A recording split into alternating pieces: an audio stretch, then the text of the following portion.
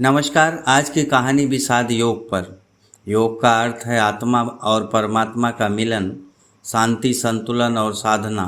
फिर प्रश्न उठता है कि जब गीता ज्ञान और योग का अद्भुत ग्रंथ है तो इसकी शुरुआत विषाद योग यानी शोक और मोह से क्यों हुई?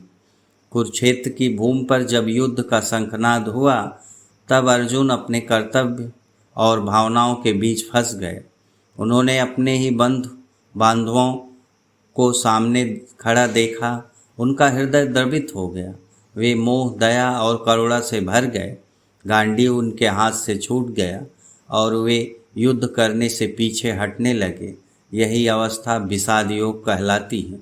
दरअसल यही जीवन का यथार्थ है। जब तक मनुष्य विषाद, मोह, शंका और असमंजस से नहीं गुजरता तब तक वह सच्चे ज्ञान की तलाश नहीं करता।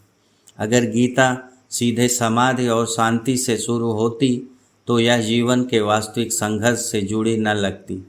गीता ने वही मार्ग चुना जहाँ से हर साधारण इंसान गुजरता है, दुविधा और दुख।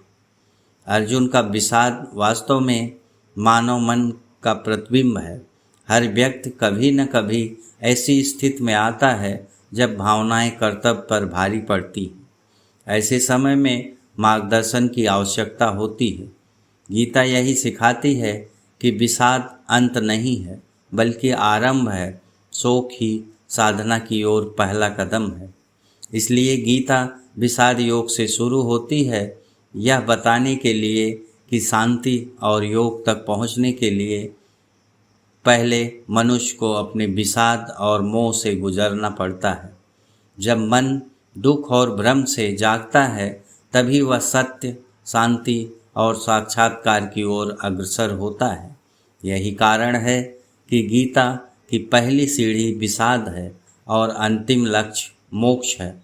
इसी तरह की हर दिन एक नई कहानी और एक नई सीख के लिए कहानी को लाइक करें और हमारे चैनल को सब्सक्राइब करें। धन्यवाद। नमस्कार।